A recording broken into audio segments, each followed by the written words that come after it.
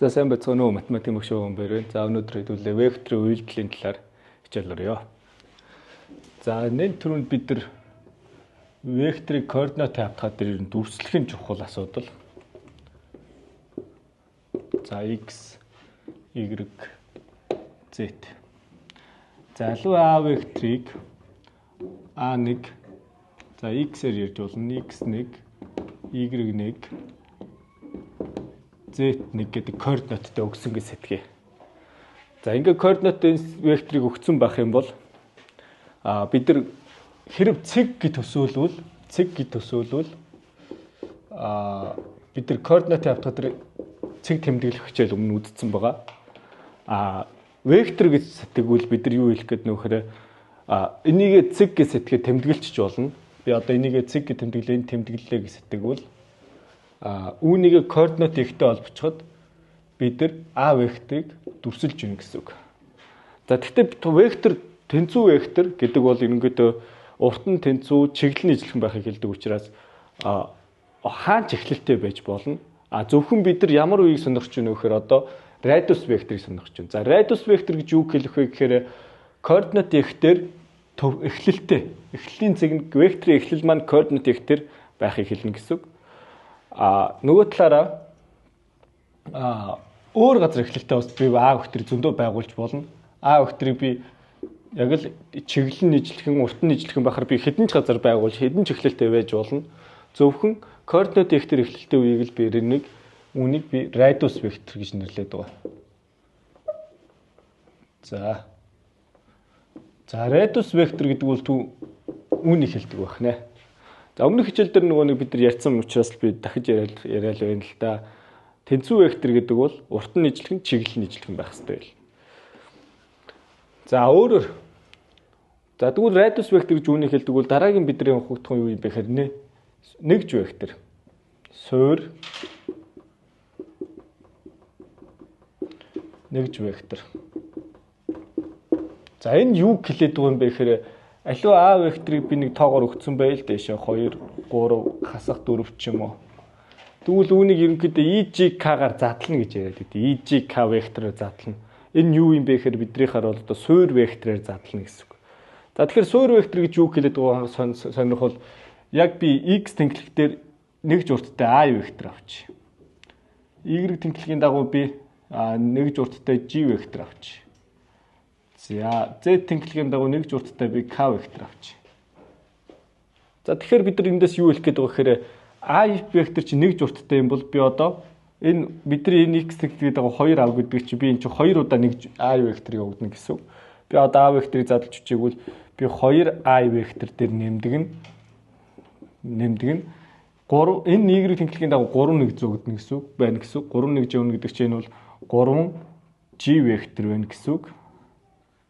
За дараа k вектор тэнхлэгийн дагуу хасах 4 гэж байгаа юм чи k вектор доошоо хасах 4 удаа явах уу? Хасах нь 4 k вектор гэсэн үг. Ер нь бол хамгийн зүгээр шууд ярих юм бол 2i вектор, 3g вектор, хасах 4k вектор. Коэффициентүүдэд EGK-г л оноогоод өгчөж байна гэсэн үг. Ерөнхий санаа. За тэгвэл би нэг зүгээр томьёолоо бичих юм бол хэрв a вектор x, y, z гэсэн байх юм бол би нэг EGK вектор задлал xi вектор дээр нэмдэг нь y j вектор нэмдэг нь z k вектор бахна л гэсэн үг. За тэгвэл векторыг суур вектороор задлана гэж үүнийг хэлдэг байна. Одоо тэгвэл бид нар векторын үйлдэлийн талаар ярил л да. Вектор үйлдэл. За бид нар координатын хавтгай дээр өнгөрсөн жил 10 дугаар ангид координатын хавтгай дээр векторыг нэмэх, хасах, ямар нэгэн тоогоор үржүүлэх гэсэн 3 үйлдэлийг үзсэн.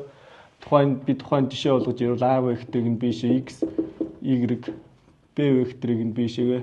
За x1, y1 гэж. x2, y2 гэвэл a вектор дээр b векторыг нэмнээ хаснаа гэдэг үл юу юм гэхээр координатуудыг харгалзан нэмнээ хаснаа л гэсэн үг. За энийг бол бид нар үздсэн. Тэгэхээр яг утга санаа ижил огторгууд яах юм бэ гэхээр координатын огторгуу олжгууд нь мэдээж x1, y1, z1 гэж 3 хувьсгчаас тухайн цэг маань тодорхой, вектор болон цэг маань тодорхойлогдно. А b вектор бол x2, y2, z2 гэсэн хувьсгчаас тодорхойлогдно. За тэгвэл би ерөнхий тохиолдолд яриад байгаа шүү дээ, тийм ээ. Тэгвэл одоо би a вектор дээр b векторыг нэмнэ гэдэг юу юм гэхээр координатуудын хооронд нь нэмчнэ гэдгийг хэлж өгнө гэсэн үг. Хаснаа гэдэг бол ерөнхийдөө хасчна гэсэн үг. Яг утга санаа ижил хэвээр байгаа гэсэн үг. За би нэмэх хасгыг хамтад нь бичвэл би x1-ээс нэмэх нь хасах нь x2, y1-ээс нэмэх нь хасах нь y2. За суугаа юм ээж гараа төгөлдөр. Суугаа юм ээж гараа. За тэгвэл z2-1-ээс нэмэх нь хасах нь z2 гэж яг координатын хавтгайтай ижил болох юм байна гэсэн үг. За тэгвэл одоо бид нар ийм юм ярьж байна гэсэн үг. Векторыг хоёр векторын хооронд нь нэмэн хасна гэдэг зүйлийг ярьж байна гэсэн үг байхгүй. Одоо тэгвэл бид нар жишээ авч болъё л да. Би а векторыг нь би юу гэдэг? А векторыг нь хасах 1 2 тэг ч юм уу. Б векторыг нь хасах 3 7 8 дуртай тоог авъя л да тий. Ямар ч тоо гэж болно. За тэгвэл а вектор дээр б векторыг би нэмж бичвэл яах нь вэ гэхээр харгалзах координатууд нэмэх үе хасах 1 хасах 3 гэдэг чинь хасах 4 болно. Нэмээд үн тийм ээ би 9 дахиад дараагийнх нь 8 болгож байна. Би а вектор дээр б векторыг нэмчлээ гэсэн үг. Бас нэг жаахан агуулмж юм ярих юм бол вектор гэдэг чинь шилжилт гэдэг тодорхойлолт байгаа даа шүү дээ. Нэг цэгээс нөгөө зөгчих. Тэгвэл а вектор гэж нэг юм шилжилт байсан, б вектор гэж нэг юм шилжилт байсан. Хооронд нэмчивэл нэгтгэгдээд энэ хоёрын гурвалжны нэмэх дүрм яг ажилласан байх хэрэгтэй энэ дэр бас. Өмнөх хичээлийг сэргэн ярил те. За тэгвэл тоогоор үржүүлж болно. К дурын К тоогоор би А векторыг үржиж болно. Тэгвэл би юу юм гэхээр харгалзах координатуудыг К гэдэг тоогоор үржээд өгч. Одоо би нэг x1 координаттай байсан бол К-г үрждэг нь x1, К-г үрждэг нь y1, К-г үрждэг нь z1 ч юм уу. Тэгэхээр ингээд векторыг тоогоор үржинэ гэдэг бол векторыг уртал болгож байгаа болохоос чиглэлийг өөрчлөхгүй байгаа. Нэг санаа нэрнэ гэдэг. Векторыг илүү урт векторл болгож байгаа болохоос чиглэл ерөөсөө өөрчлөгдөөгүй гэсэн үг. Сунгаад байна гэсэн үг векторыг.